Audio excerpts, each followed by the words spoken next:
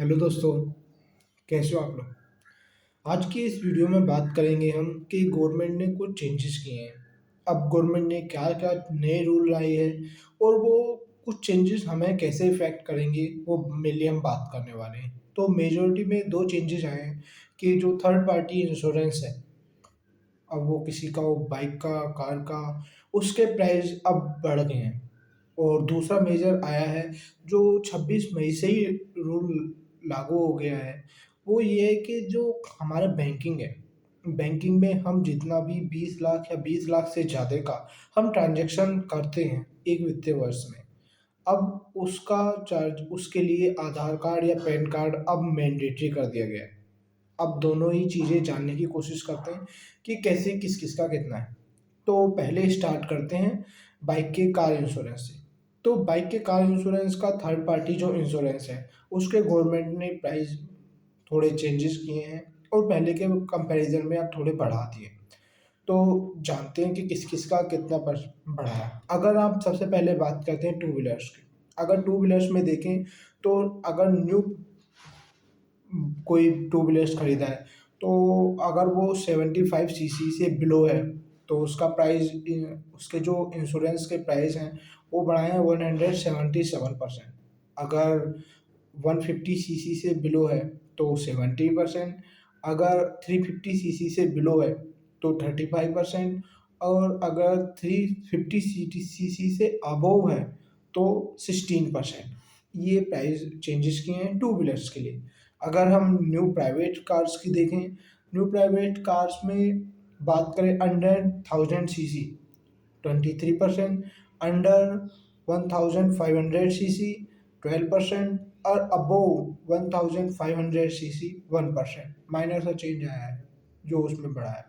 अगर हम बात करें इलेक्ट्रिक व्हीकल्स की, इलेक्ट्रिक व्हीकल्स में कार्स की थर्ड अगर हम देखें 30 किलोवाट अंडर 30 किलोवाट्स है तो 27%, अंडर 65 किलोवाट है 11%, अबव 65 किलोवाट है तो 1% वहाँ पे बढ़ा है। अगर हम बात करें इलेक्ट्रिक टू व्हीलर्स की, इलेक्ट्रिक टू व्हीलर्स में अंडर 3 किलोवाट है 177%, अगर अंडर 7 किलोवाट है 17%, अंडर 16 किलोवाट है तो 35%, अंडर अबव 16 है तो 16%। तो ये चेंजेस गवर्नमेंट ने किए हैं जो आपको अब नई कार या कोई भी टू व्हीलर्स खरीदोगे तो उस पे आपको लगने वाले हैं। अब थर्ड पार्टी इंश्योरेंस आपका थोड़ा महंगा होगा पहले की कंपैरिजन में। अगर आप बात करते हैं हम लोग कि इसे अप्रूवल की, तो मिनिस्ट्री ऑफ रोड और IRDAI दोनों ही ने इसे अप्रूव कर दिया है, तो मे बी ये 1 जून से रूल रेगुलर हो जाएगा। तो 1 जून से ये वाला रूल रेगुलर हो गया। अब बात करते हैं एक और रूल्स की जो गवर्नमेंट ने मैंडेटरी कराया। गवर्नमेंट ने क्या किया कि एक वित्तीय वर्ष में अगर आप 20 लाख या उससे ज़्यादा का कोई भी ट्रांज़ैक्शन किसी एक सिंगल खाते से, या तो आप उसमें डिपॉज़िट करते हो या क्रेडिट करते हो, उससे कुछ कैसे भी लेन-देन करते हो, तो उसके लिए आपको पैन कार्ड या आधार कार्ड आपको सबमिट कराना होगा अपना। ये मैंडेटरी हो गया है। और ये नहीं कि एक बार में ही कर दिया, आप कई बार में भी करते हो।